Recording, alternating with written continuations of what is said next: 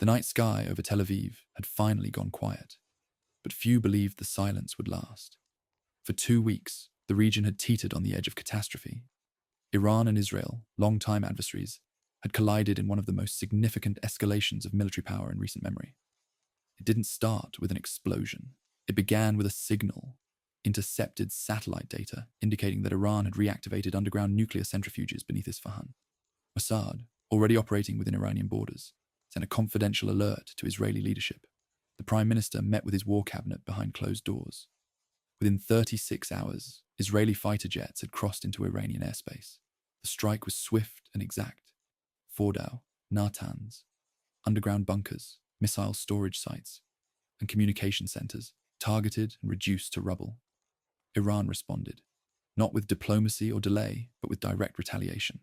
Over 400 drones and long-range missiles were launched toward Israel in waves. The Iron Dome and the new Arrow 4 missile defense systems did their job, intercepting most, but not all. A dozen made impact across southern Israel. 2 airbases were hit. Casualties were reported. A hospital in Beersheba lost power for several hours. Images of fire, concrete, and grief swept global media. Inside Tehran, air raid sirens echoed for the first time in decades. The city's residents, already familiar with hardship, moved underground into metro stations and reinforced shelters. Panic ran through the population like static. The government shut down internet access. Gasoline stations ran dry. The people of Iran, many of whom had long been critical of their leaders, now became involuntary pawns in a global standoff. Outside observers expected a full war. But behind the scenes, diplomacy moved faster than jets. Gulf intermediaries, particularly Oman and Qatar, brokered communication between Washington and Tehran. President Trump, attending the NATO summit in Brussels, made an unscheduled address. He urged both sides to step back from the edge. For now, they did. A ceasefire was announced. Israel halted airstrikes. Iran paused missile launches. But nothing about the pause felt final. Both countries immediately began restocking. Iran moved key military assets westward, hiding them in civilian zones. Israel deployed submarines near the Persian Gulf and activated reserve forces. The silence, thick with potential, became its own kind of warfare. In the background, proxy forces stirred. Hezbollah launched limited rocket fire into northern Israel, mostly intercepted. Houthi drones flew toward Eilat from Yemen before being taken down. Cyberattacks disrupted power grids in Haifa. Hackers believed to be operating out of Iran temporarily brought down Israeli government websites. Israel responded with digital retaliation, blacking out segments of Tehran's transportation grid. The economic effects were immediate. Oil prices spiked. Brent crude rose above $85 before retreating slightly after the ceasefire announcement. Global shipping companies rerouted around the Strait of Hormuz. European markets dipped. Insurance premiums on Middle East-bound cargo quadrupled in a single trading day.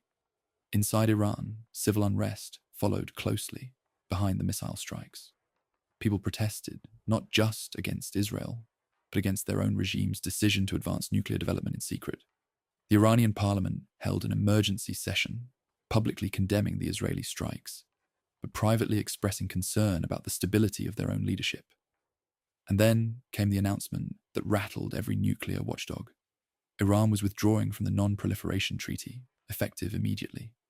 Inspectors from the IAEA were expelled. Surveillance cameras were shut off. Tehran declared that uranium enrichment to weapons-grade levels would resume, not someday, not conditionally, but now. Israel interpreted this as a red line. Its prime minister made a public statement that was brief and unambiguous. If Iran enriched uranium to weapons-grade purity, Israel would act, alone if necessary. The world understood what that meant. Across Europe, governments held emergency security briefings. NATO allies were split, some supporting preemptive containment, others warning against further military involvement. China and Russia called for restraint, but offered no sanctions. The United States increased its naval presence in the region. 2 carrier strike groups were placed on alert. A third was quietly moved into position in the Arabian Sea. Meanwhile, Iran's supreme leader delivered a nationally broadcast speech. He framed the strikes as proof of Iran's victimhood, accusing Israel and the West of aggression. But his tone betrayed something different, a mixture of defiance and apprehension. Even the most seasoned leaders recognized when their next decision could determine the future of their nation. In private, Israeli analysts concluded that Iran's infrastructure would take years to fully recover from the strikes. But the damage wasn't complete, and the risk remained. Iran still had centrifuges, still had engineers, still had resolve. And so, the region now sits between war and peace, technically not fighting, but not finished either. The truce holds, but only because both sides are recalibrating. Iran wants time to harden its remaining facilities. Israel wants assurance that no warhead is being built behind sealed doors. The question is no longer who won this round. The question is what comes next. Is the world ready to accept a nuclear Iran? Is Israel prepared to risk a global condemnation with a second, possibly larger strike? For now, the missiles are quiet, but in the silence, decisions are being made.